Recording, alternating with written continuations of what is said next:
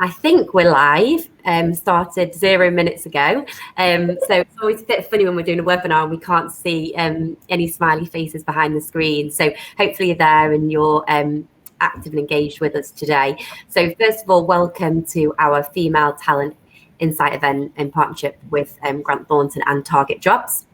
My name's Michelle and I'm going to be handing over very quickly. So because I could probably spend an hour talking to you all about student recruitment, but I lead trainee resourcing at Grant Thornton, so responsible for making sure that we successfully hire. I think it's going to be close to 750 students this year, which is a Grant Thornton record, but just goes to show the commitment we have for trainee talent at the firm. So we wanted to do an event around supporting, inspiring and encouraging female talent. I'm really excited that we've got three of our most successful female leaders on the call. I'm excited to be here myself because I'll learn loads and always get very inspired from my time with our leaders.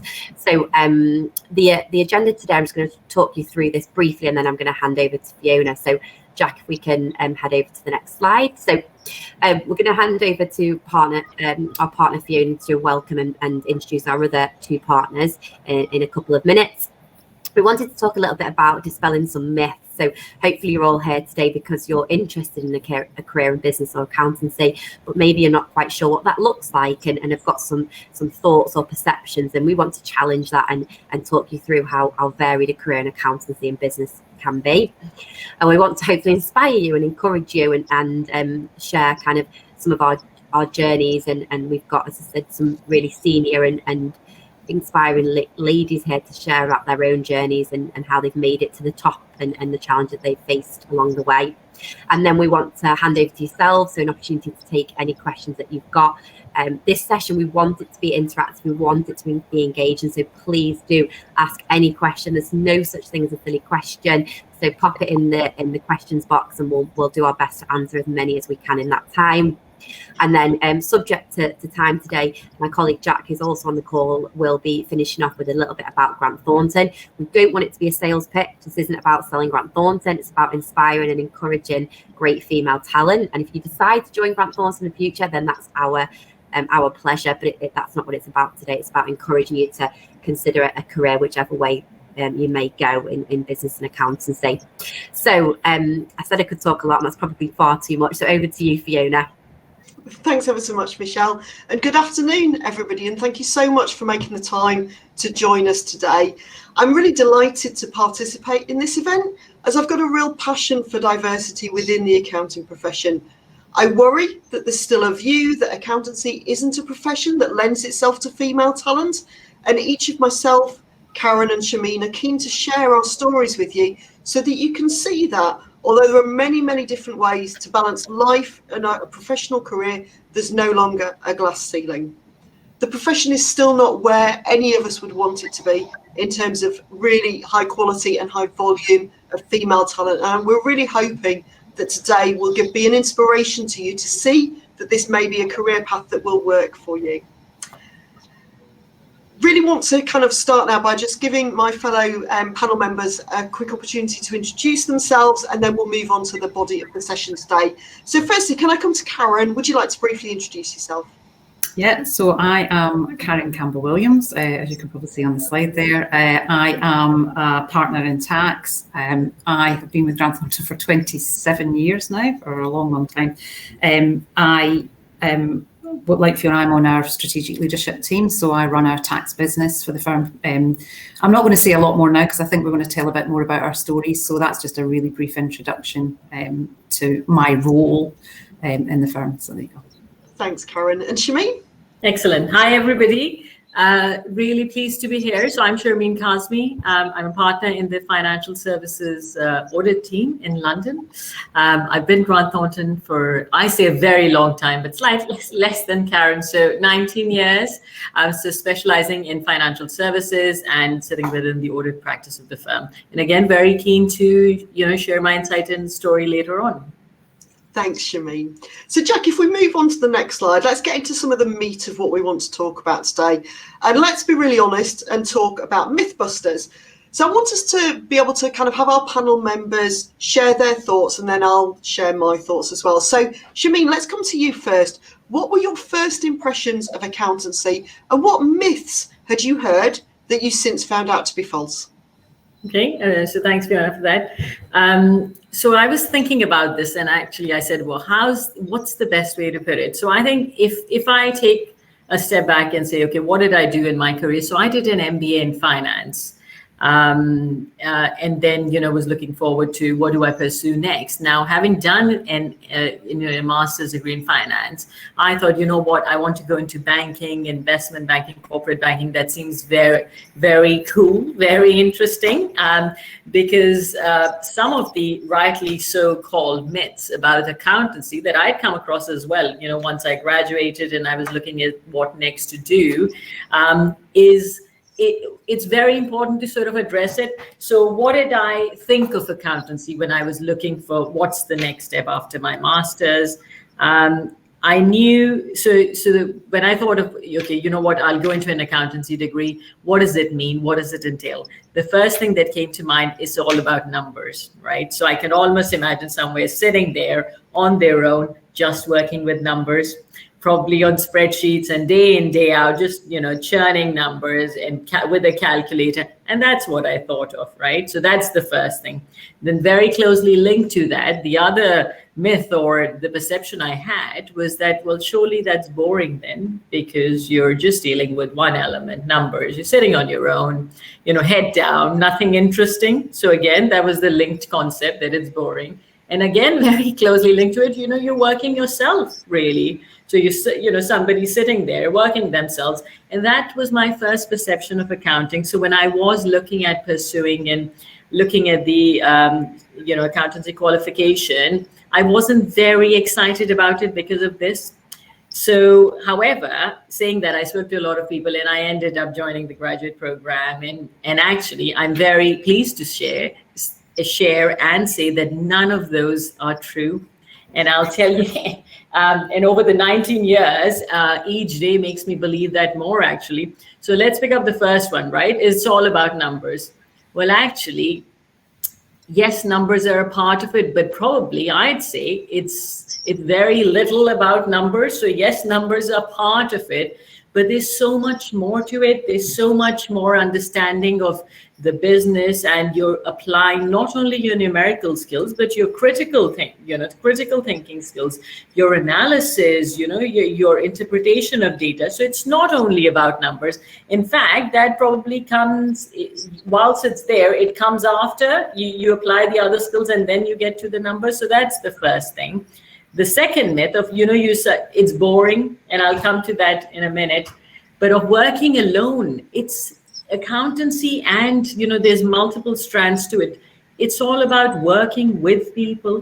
It's about working with your teams. It's about working with clients and firms. So it's so much working as part of teams that actually it doesn't really work if you work alone. That's probably you won't get the best results. So that is a complete myth. I would really sort of reiterate that point. You don't work alone. You work as part of teams, and I guess that's the greatest driver and motivation, which I really enjoy. I get the drive out of it, the buzz out of it, and clearly, if you're working with people, you're applying multiple skills. You're looking at different elements of a business, relationships. How can it be boring, right?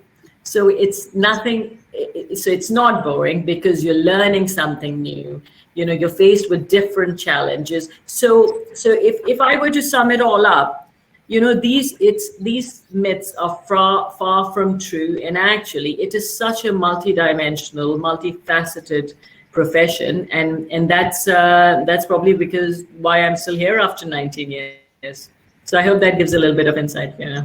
Thanks, Shameen. Absolutely. Karen, what about you in terms of myths that you had that have now been proven not to be true?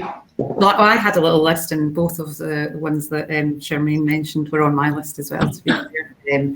So I just think it's really interesting. A lot of people say to me, you're actually quite fun for a tax person. And or an accountant. And I think there is this perception. If you Google, I did this actually just to see what it's like. So last night I Googled accountant, and it brings up all these pictures of blokes in pinstripe suits, or women as well, some women as well, but they're quite serious looking women in suits. And nearly all of them are clutching a calculator. So there you go. So that's like, there's both of those in one fell swoop, isn't it? And actually, it's not about numbers, and I think I would really agree with that. It's about relationships for me. It's about, you know, team building. It's about working with people. A lot of things that Charmaine's already said, but I think that's really important.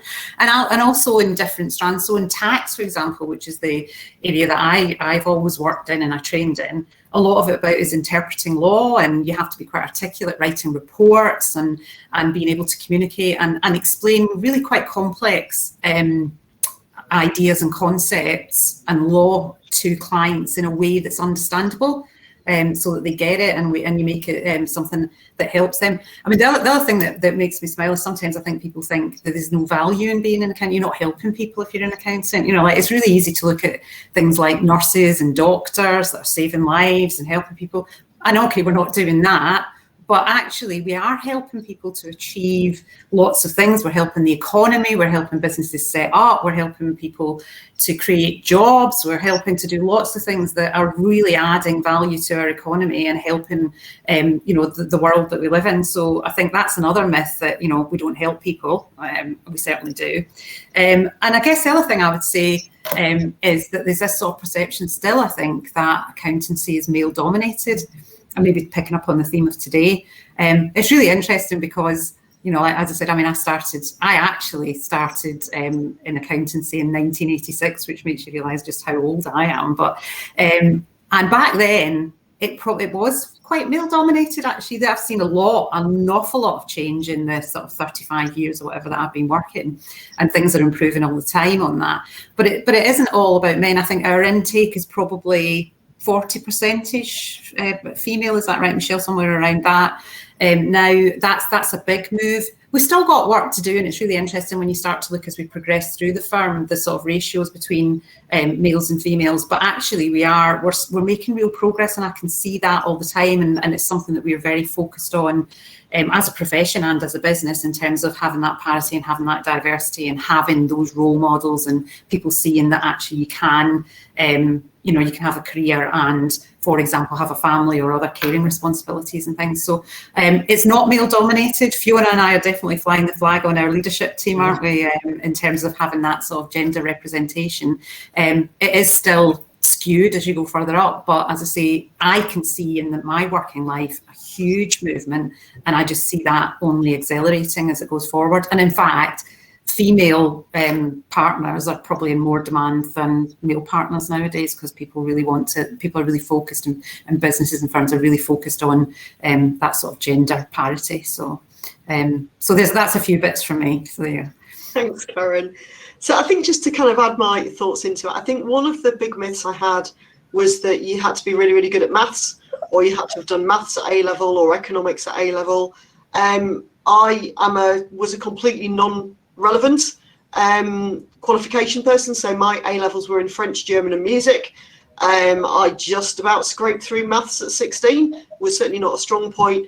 And actually what you find when you come into the profession is that the skills that Charmaine and Karen have talked about, the people skills, the kind of ability to kind of care about your team, care about your clients, think critically, are way more important than whether you actually understand sine, cosine and tangent, which I still don't understand. But every day I manage to get through my life without ever understanding it, so it's fine. So that was the first one for me, that your A levels actually don't matter nearly as much as who you are as a person and the way that you think about things. Similar to certainly Karen, I had a real view and a myth that accountancy was very stuffy. So Karen talked about, you know, the pinstripe suits. I think if I thought of it more of kind of, was it going to be fun? Was I going to enjoy working in accountancy? And I can genuinely say that I do. I laugh every day at work. I work hard, but it's really good fun. And having people around you that also are enjoying things really makes a huge difference. So those are kind of the real kind of key things for me. And I think that representation point that Karen said, so Karen and I are two female partners on a leadership team of, is it 9 or 10, Karen? I can't remember. But we quite often have some fun with that, and it's kind of part of our role, really, in terms of, you know, challenging the status quo and, you know, provoking conversations that actually make our fellow male partners a bit uncomfortable.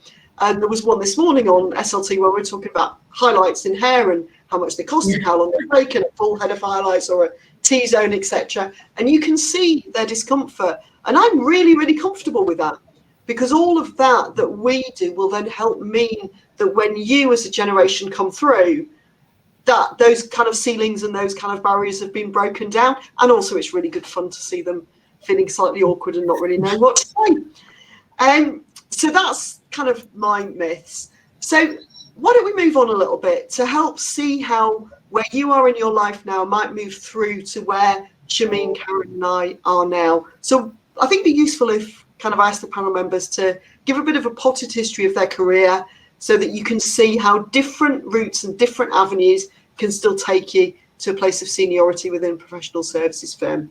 So Karen, shall we start with you? Yeah, sure. So yeah, as I say, I'm going back quite a way to when I started my career, and I actually did an accountancy degree, and I didn't even really know, if I'm being 100% honest, I didn't really know what accountants did back then. But I sort of came from what I would say, I mean, I talk a lot about social mobility, but I came from a working class background. My dad had come from Ireland at 16 and got a job as a labourer and sort of built his way up through ultimately sort of working, you know, and finding his own way sort of thing. But it was drummed into me from an early age that you worked hard, you passed your exams, you really focused on that, and that was your route to sort of moving forward in life.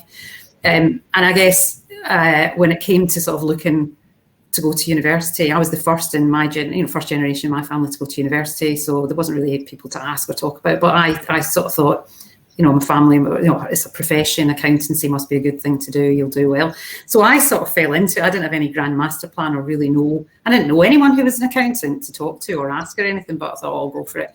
And in my degree, the bit that I loved most was tax.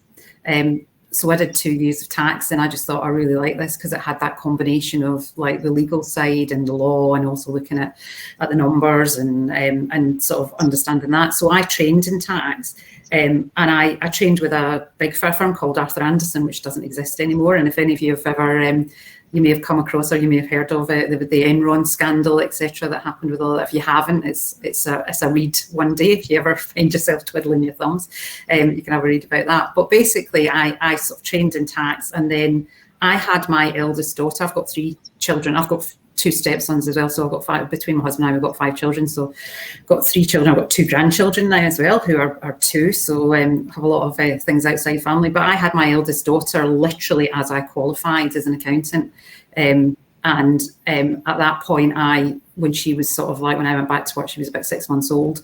I moved to a smaller firm near where I lived, nearer to home, rather than travelling in. I actually, although I'm Scottish, as you can probably hear, I'm based in the northwest, near Manchester. I live in Bolton. So I worked for a smaller firm for 4 years, and then I joined Grant Thornton 27 years ago as effectively came as a manager and sort of became a partner 3 years later. I didn't really know, when I came for my interview, they probably thought, who is this person? Because the firm that I'd worked in was a smaller firm, and I'd been sort of dangled a partnership there and said, you know, you could be a partner in the firm. But it wasn't really for me in terms of what, I wasn't getting enough challenge. It was really interesting actually, because I learned loads there and I got loads of experience, but in terms of the client base and what I was doing, it wasn't really the right space for me. So Grant Thornton gave me an opportunity to get involved, have more support, have a wider sort of support structure around me and have a different experience. But because they'd sort of mentioned partnership, when I came for my interview, I was like, so what's the prospect for being a partner at Grant Thornton? They were like, who is this cheeky woman? Anyway, I was a partner 3 years later, so I must have done something right. And I actually just have always worked in tax during my career until 2 years ago. I never really took a management role. I didn't come through the standard structure, you know, like, because we had regional, we operated on a different basis, but we moved to a service line structure, so that there was, for the first time, we had a head of tax that was a member of our leadership team. And it was at that point that I joined the leadership team and took a management role. So that was a massive sort of learning curve for me. But I guess if I sort of look back and sort of think about my career in terms of how did I plan it out, it was just really interesting. Being a working mum was really interesting because I had my two daughters quite close together, and then I had a 12-year gap and had a son who it was almost like got three mums, if that makes sense, because his sisters were so much older.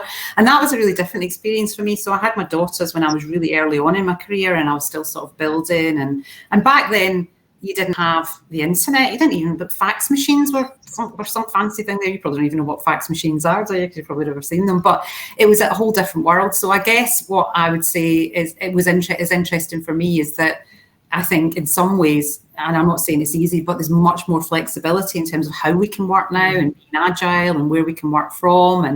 And that was something I saw a big difference by the time I had my son.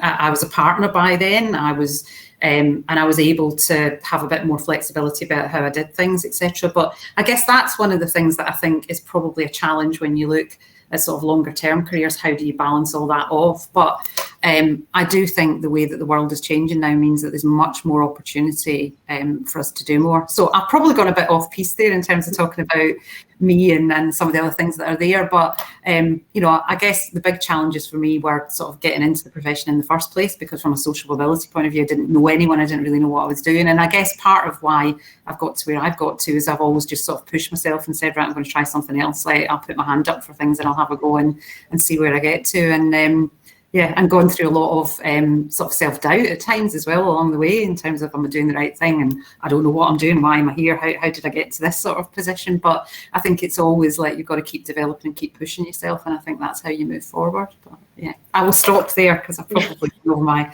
allotted time. No, that's brilliant. Thank you, Karen. Shameen, your story? Yeah, excellent. So where do I start? Okay. So what I'm going to do is give you a little bit of snapshot and then talk about some of the defining points, in my career, which I hope will give you a bit of feel about how I progress, the different challenges, and really the way the pathway can evolve for women. So I was born and brought up in Pakistan, right? So I studied there, and pretty much as soon as I did my master's, I got married and I moved to the UK. So I came to the UK, joined after a period of settling in about a couple of years, joined Grant Thornton as a graduate trainee in audit.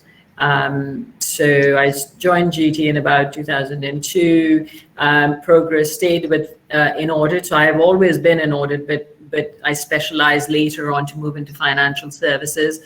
And that's where currently I am as well. So over the years, I progressed, moving on in terms of responsibility, completing my exams, my qualification, specializing in financial services audit, and now a partner in the financial services audit team, really enjoying what I do.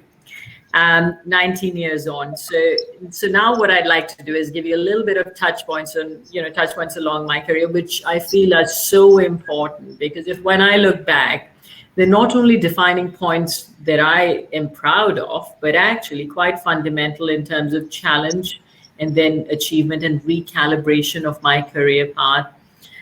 So I joined as a graduate trainee, and I think very similar to Karen, as soon as I finished my last exam of qualification, I had my first daughter. So I have three girls, 16, 14, and 10. So I had my first daughter, and I took a maternity break, right? So I took some time out, came back in again, very much in audit, faced a bit of challenge that can I really do this with a young child, with the work that I'm doing. But at that time, I proactively sort of changed and altered a little bit of what I was doing, and the firm was very helpful and supported me in that. So it recalibrated, changed my workload a bit. I remember I came back as 4 days, right? So I used to be 5 days, came back as 4 days and made it work.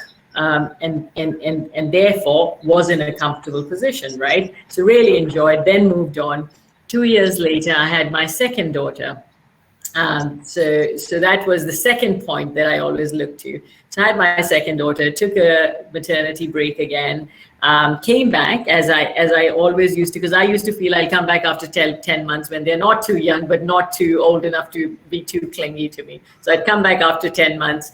So came back again, very much went back into audit, progressed, very interested. But again, at any point, and a few months in, when I felt there was a need to recalibrate and reassess the workload, I did do that.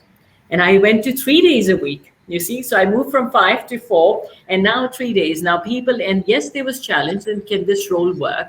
But I sort of, it was true to Karen's point as well, which Karen said, you've got to drive your own career, and you have to see what works best. And actually staying in audit, I made the 3 days work best, working with the firm as to what the role is, and really sort of, got embedded into it.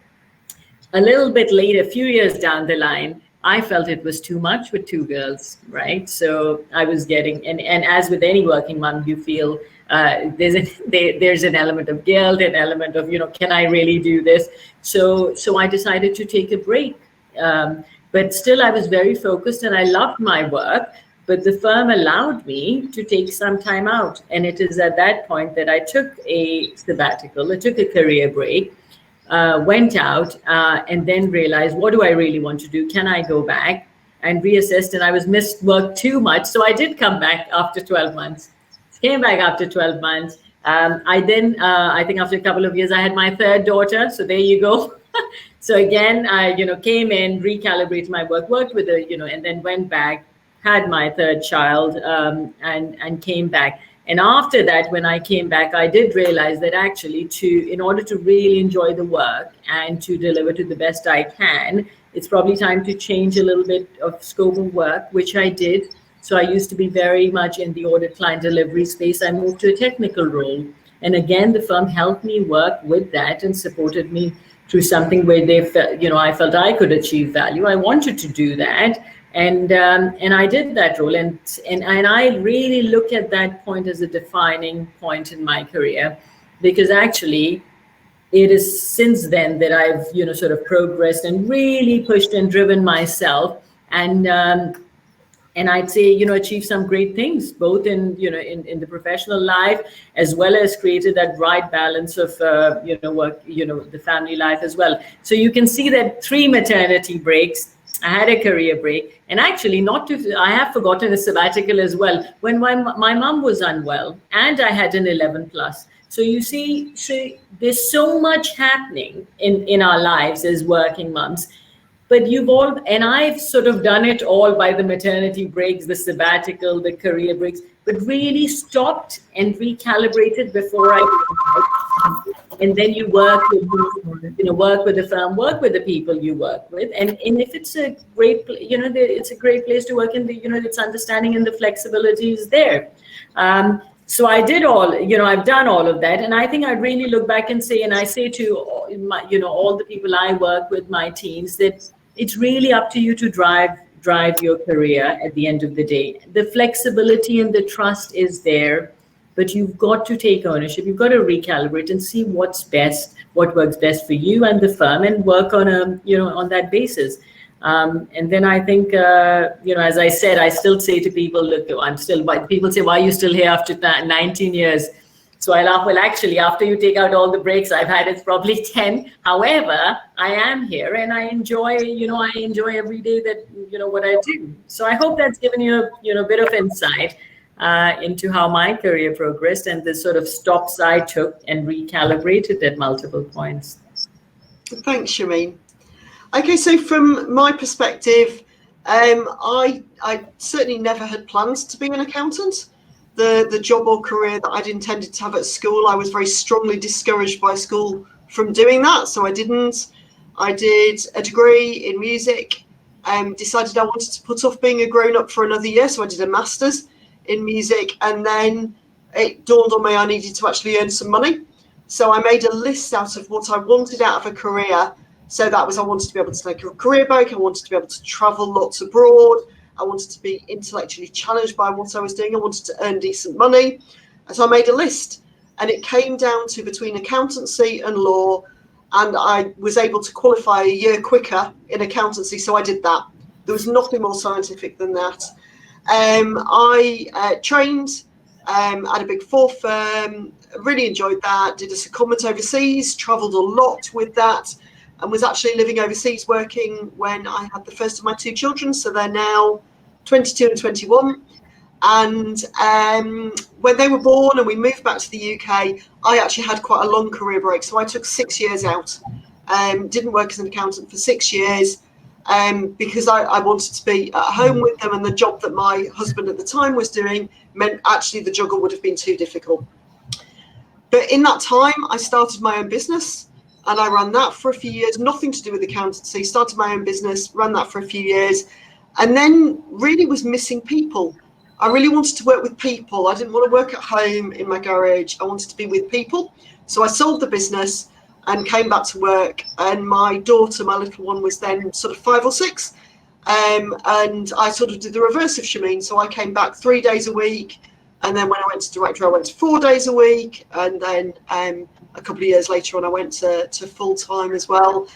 And I think in terms of that recalibration point that Shameen talks about is really important, because you have no idea where life is going to take you and how it's going to be and how you're going to feel about things, and what you're going to want at 30 might be different to 20 and at 40 might be different to 30. So I've always had this big policy of, if I get the opportunity to do something, I tend to say yes to it, even though I say yes and then worry like crazy that A, I don't know what I'm doing, B, they're going to find out that I don't know what I'm doing, and C, this will just prove that actually I'm in completely the wrong career. But once I've worked through that overthinking and given it a go, it's always worked out. And it's meant I've been able to build a really broad set of experience. And I think owning my own company for a few years, even though it was just me, made me really want to own something. And being a partner means you're an owner of the business. You own part of the firm. And that was a really, really positive thing for me as well. And then, like Karen, I sit on the strategic leadership team, and I joined there 2.5 years ago. And love it. It's the busiest job I've ever done, but I'm really, really enjoying it. And certainly something that I never thought I'd be able to do, ever. So you can see, what I hope you can see from that is there are lots of different routes and lots of different ways, and how things sometimes accelerate and then consolidate or move back. But what Shameen and Karen have said is absolutely right, and it's my experience. The flexibility in the profession, and particularly at Grant Thornton, really means that a myriad of opportunities are available for you to have a career in finance and in accountants. And on that note, I'm going to hand over to Jack. Yes, hello. So this is now the Q&A section of it. So you can ask your questions to Shameen, Karen and Fiona. I can see we've already had a couple start to appear in the chat. So whilst I let everyone type away, as I'm sure you've got 1,000,001 questions, I'll start with one of my own actually. Who is your role models? That's what I'd like to know. So Fiona, I'll ping back to you first. I'll pick on you. Oh. Who would you say is your role model has been? So my role models aren't business role models. I really, really admire Barack Obama, because I think he's one of the greatest speakers ever. And he's very clever in crafting his speech, and they're beautifully written. I love listening to them. But I'm going to show my age here. One of my biggest role models when I was growing up was actually Annie Lennox from Eurythmics, because she was, I think, probably the first really strong female role model that I remember. And she looked very different. She wasn't conventional, but she just seemed so confident in who she was. And one of the things that I do even now is, if I'm driving around the country lanes, music on, I will quite happily put on Eurythmics. Sisters are doing it for themselves, and I kind of go along thinking, yes, we have. So yeah, she very definitely was a big inspiration to me in thinking it doesn't have to be the way we thought it was going to be. Perfect. And Karen, do you want to go? Yeah, sorry, if there's a noise in the background, sorry, a guy's just come to fix our dishwasher, so apologies to everyone who's muted. It's like typical, isn't it? So, role models for me, it's really interesting, isn't it? Because again, probably like Fiona, my role models wouldn't necessarily be business. I've probably learned a lot from some of the people that have been sort of really key in my career and sponsored me. So I'd say I have role models within the firm who've retired, or in some cases have even, unfortunately, I've passed away, but have been sort of significant influences for me. And I think you can learn a lot from people. So I guess what I would say is that sort of people who are authentic, really authentic, and actually, don't just say something, actually live by what they say, and their actions are in line with that. So I'm probably not going to say actual names, if you like, of people that are specific role models. I also think Barack Obama is fantastic as well, and even things like, like, it sounds a bit cliched, but like people like Emmeline Pankhurst, you've got, especially being from Manchester, we've got a statue outside our new office, almost just round the corner. But there's a whole bit for me about that sort of being an authentic leader, and actually sort of being happy always with yourself about the decisions that you make and the reasons that you're doing things, and so I guess for me those are the sort of characteristics, if you like, that I would see in a strong role model. So amazing. And yourself, Shameen? Yeah, so yeah, whenever I've been asked this question, I can never come up with one name, because I think there's different aspects I take from different people, if it sounds okay. And I think there's, and again, to Karen's point, I can think of a couple of people, and I'd say, my mom to begin with, because actually she, in so much that she did with the challenges she faced, I think that's a great thing. And actually that taught at least, myself to persevere and look at the positive side, look at the bright side. And I think that's quite important. So I do really look up to her as a role model, even, with the challenges she faced. And then the other person that's, comes to my mind is someone who, again, a coach or a mentor I had outside the firm, who taught me, which I now teach my girls on a very regular basis, that everyone's potential is limitless, and you can pretty much do anything you want if you put your mind to it. And that individual actually put me out of my comfort zone in a work situation on a project which I would never dream of attempting. And in the end, I actually came out the other end with learning so much and so much more confident in my own ability. And I think people like that, who really, sort of give you that little bit of motivation and the encouragement, are absolutely fundamental, because they don't realize it, but they, as long as you help somebody else achieve that potential and build that little self-confidence, I think that's a great thing. Amazing. Yeah. So next question from the chat. So first of all, I'll go to Faraz. She's asking, what would you say about women who are changing their career after a few years of a career break due to caring responsibilities? How can Grant Thornton support women like me? So I don't know who wants to take that one. I don't mind taking that one. So firstly, congratulations, Farah, on getting through the interview rounds. So hopefully you'll have an experience day coming soon. I think the main thing I would say is be really clear in your mind how you need that balance to work. And a lot of that will depend on what those caring responsibilities are, whether they're family members, whether they're children, ages of children, etc. And then just talk and really kind of have a dialogue with whoever you're working with, your people manager, if you join us, to talk about, okay, these are some parameters that I have, but this is how I'd like to work around them, and make sure that then you're focusing your time on the areas that you need to, and you can then also do the things outside work that you need to as well. But there are lots of people who, I think there's two bits in your question. There's one around changing careers. That's absolutely totally possible. It's quite a big learning curve, but there is with any career change. And the second is really balancing caring responsibilities with work. And we've got tons of experience and a million different solutions that we can explore with you as to how to do that. Amazing. Yeah. Sorry, anyone else, anything else to add, or? Yeah, I think if I may just add to that, that's exactly what I did at multiple points, didn't I? Took a break, came back, but I think this is where the engagement and to Fiona's point, the open communication is absolutely fundamental, and really laying it out. What is your role? What are you required to do? And what exactly are your responsibilities? And how can we then structure the work which meets the needs of the business as well as yourself? Because at the end of the day, you've got to be happy and motivated enough to deliver that. So we are, and we have a lot of people in our teams, in our firm, which have multiple different responsibilities, and actually it's all about open communication and engagement on a continual basis with them. Amazing. So next question from Camilla. How receptive is the company to non-native English speakers? So who wants to pick up that question? I don't mind making a start on that one. Yeah. We have a really significant number of people where English is not their first language, and the vast majority of time that is absolutely fine. There are sometimes occasions where we like to, or where people want additional support, primarily around things like some of the jargon that's used in accountancy, around what specific business terms mean, and also sometimes around kind of writing business reports. Because again, there's a kind of style in every language that's kind of a professional style, and that's not the kind of language that you pick up from conversational talking or from school.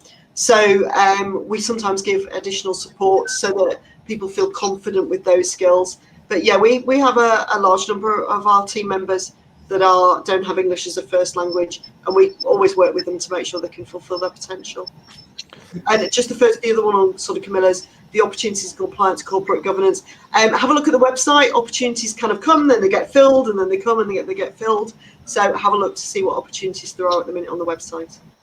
Yes. I was just going to add really to what Fiona was saying around the sort of non-native English speaker. I mean, there's a whole thing around even dialects and things within the UK, me having a Scottish accent and things as well, and how things come across. We've got a lot of people in tax as well who are not native English speakers and are thriving in their careers. So there's absolutely a lot of opportunity around that there in the tax side too. So.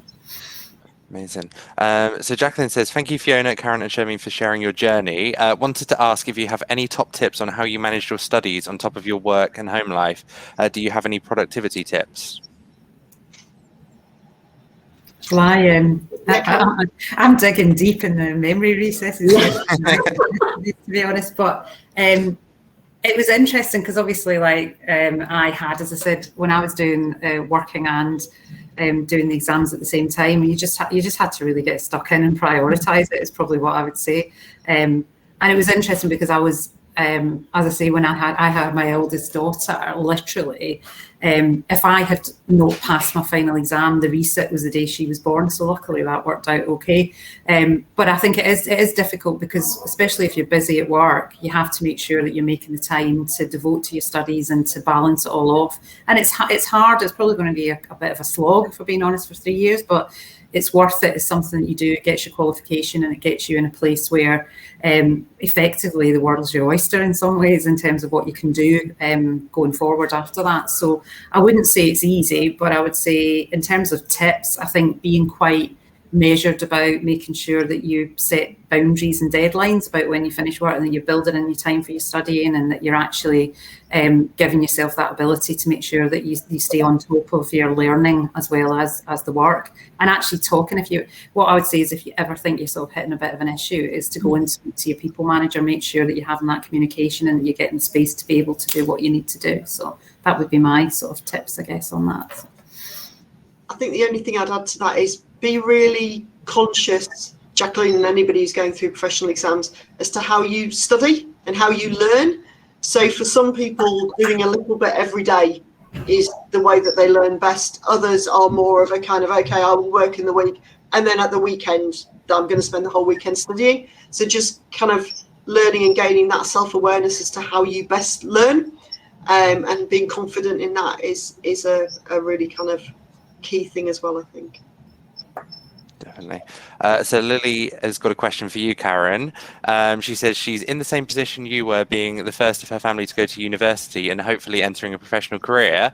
How do you find the support from GT helping bring you up to speed with others who've maybe known a lot more about the industry?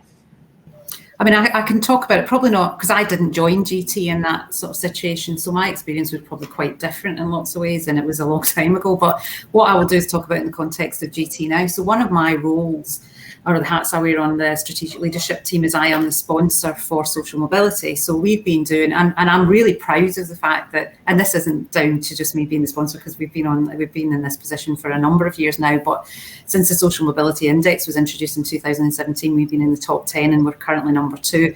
And that's because we've been doing a lot of work around how do we support people. So part of it is about making sure that we get the right mix in terms of our intake. So we've been doing a lot of work, which Michelle and Jack know all about, in terms of targeting, for example, non-Russell group at universities. And we we were the first firm to drop academic requirements on qualifications. So we've done a lot of work because we believe it's really important to have that diversity. And the other thing we're doing now is looking at the impact and how our students who join us, people who join us who have come from lower socioeconomic backgrounds, are progressing within the firm. So we're tracking all of that. We're looking at data. We're trying to make sure we can get the opportunities. We're looking at things like work allocation to make sure that people get the right opportunities. And we're one of the founder members for Access Accountancy, which runs a whole load of workshops and different sort of work experiences, etc., to help people who maybe haven't got that background, a bit like me back then. I didn't know anyone to speak to, but to help sort of gain a better understanding of what an accountancy career might be like, what the world of accountancy might be like, going and seeing what an office looks like, opportunity for mentorship, talking to people. So there's a lot of things that we are doing as a firm to really help get that support and help people. And we've got a really open dialogue about it as well. I mean, I think that's one of the things that's really important, is for people to be able to talk about it, not to feel that there's any embarrassment about their background. I'm proud of my background, really, to be honest, and where I've come from. So I think the more that we can do that, I think it just gives people the confidence, I think, to be able to do that. And I quite often will freely admit, when I'm on one of the, even on an SLT meeting, if someone says something I've never heard before, I'll be Googling it to find out. But what does that mean? I've never come across. Even now, there's things that you don't know or you don't hear. So I think it's just being sort of open about all of that, and not feeling that there's anything, that people are going to judge you in any way, because our environment and our is not like that at all. It's very open environment for people. So that's what I would say. Hopefully that's answered your question. But, yeah. Thank you. And we've got a question here from Sanika. Thank you very much for the insights. What advice would you give to someone who's recently completed their master's and also has 1.5 years experience in international taxation? What support and opportunities would there be at GT? Karen, that's probably you. I was going to say, shall I take that one?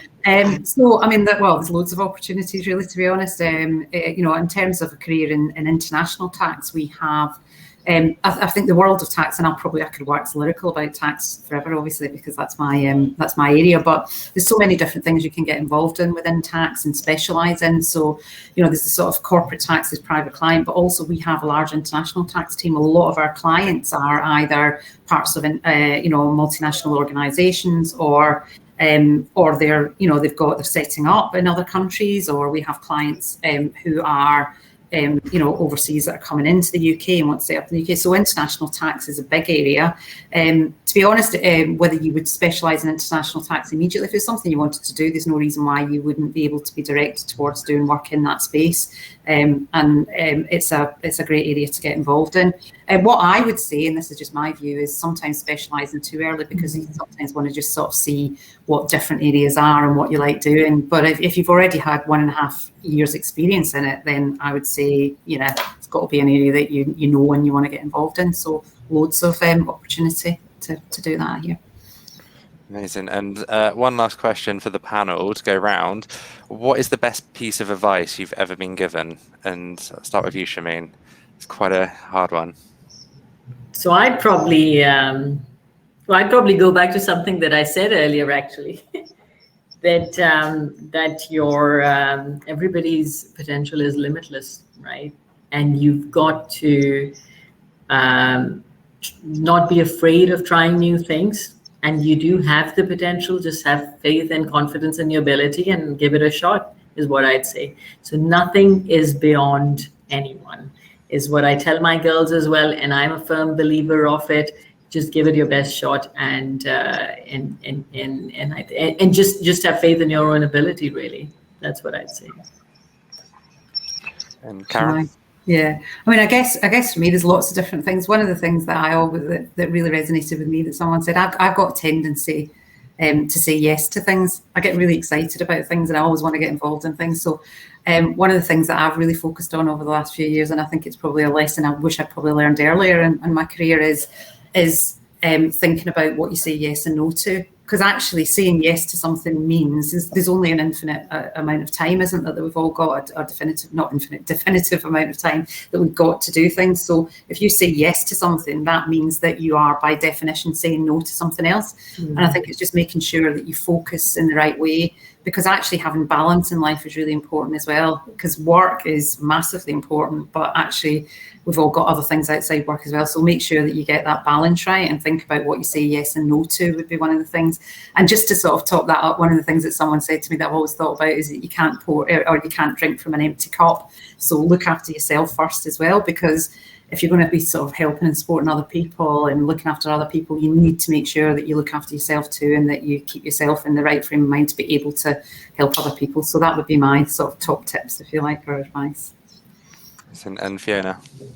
So I think for me, I'm kind of quite an insecure person, and I've had to learn how to be confident over the years. One of my friends I've had for decades, absolute decades, and she always says to me that other people don't see the flaws that I see, and that always kind of sticks with me. So, you know, when I'm beating myself up for 100 different things, other people might only notice one. So yeah, other people don't see the flaws that you see yourself. Definitely. I've seen we just had one more put in, so I'll just grab that one from Marion. How would you advise a woman who is really passionate about building a career in accounting and finance, but hasn't had the opportunity to? Having graduated way back, it's quite difficult to find an entry point into the industry. Shameen, do you want to give this one a go, or would you prefer me to? Yeah, so I think so we've all spoken about career breaks, and I've had one, Fiona's had one, and actually we do have programs where we look at, you know, return programs and women who've had the career breaks. So there are opportunities out there. It may be that, you know, you engage with discussions and have a look out there as to what you were doing back then. What is your current interest? Where are the opportunities in, and perhaps look at it with a little bit more of an open mind would probably be my advice. There are definitely programs out there. I know we do them, you know, in multiple different departments and multiple different fields as well. But it's a matter of, you know, sort of reaching out, engaging with firms, and perhaps, you know, trying to have a conversation as well. The programs that might be advertised may not be in an area you're very specifically focused on or you're looking at, but I'd say be open and explore and see if it's something that would fit in. I think that's spot on, Shameen. I think the other thing as well was we do have, you know, not everybody who joins as a brand new A1 is kind of, you know, 18 to 22. So we do have joiners who've been doing something else, whether that's caring responsibilities or working in another job for a while. So the criteria is still the same. It's the qualities of you as an individual and the skills that you bring, rather than kind of how long ago somebody's degree was. So those options would still be available. Fiona, if I could just add to that as well, and Shameen, I think Marion, thank you for your honesty, because I think sometimes it's difficult, isn't it? Because you feel that those barriers are there, and but actually, it may be that firms can support you with that. So at Grant Thornton, we've really tried to remove any of those barriers around kind of previous experience or set grades, because actually, so what everybody said on this call today, we're looking for your potential, and actually it's so much broader than what you know, your past experience. It's about your strengths and what you bring to a role. So Marion, I would encourage you to connect with employers and actually start having those conversations. Really happy to help you. So if you want to reach out to Jack and I after this event, we can support you on finding what that right role might look like for you. I'm conscious of time. We've got 4 minutes left. Jack did have a few slides to share you about opportunities at Grant Thornton, but it's been such a lively discussion and it's been fantastic. I think we will send them as reading and won't bore you with slides, too many slides. I think we've got time for probably one more question, and then Fiona will hand over to you to close, if that's okay. So Jack, over to the last question. So the last question, do you have any advice for any accounting and finance undergraduates who are looking to start a career in accounting? I think if you're able to get one of the 12-month placement roles, that's a really good way of getting into a firm. So I'm not sure where you are in your degree or whether you've graduated, but if you haven't, then looking to try and get a 12-month placement with a firm or a 6-week placement or some kind of opportunity, that would be one of the things I would do. Otherwise, just make sure you go and try and work for a firm that fits you. All firms are different. All firms have different cultures. We're really proud of our culture, but there needs to be a really good fit on both sides. So you need to be comfortable you'd fit with us, and the same as we would do in the interview process. Fantastic. And I'd also add to that as well, I'd say about get in touch with the likes of ICAW and look at any of the courses that they offer out as a good starting point. But I think that's everything. So I guess over to you, Fiona, to close. Okay, thank you. Well, thank you ever so much for your time today. Really be delighted to see some of you in the future, kind of wandering through our doors at Grant Thornton. That would be amazing. And really being able to be part of your future of having a successful and fulfilling career as an accountant in whatever strand that takes you. But in the meantime, just be true to yourselves, look after each other through this winter that's coming, and any questions that you have to do with Grant Thornton, Michelle and Jack will be happy to pick that up. You can see in one of the questions, the email address has gone in there, trainingrecruitment@uk.gt.com, and the team will be happy to pick up any specific questions you have. But thank you for your time and have a good rest of the week. Thanks, everyone. Thank you, everyone. Thank you. Bye. Bye.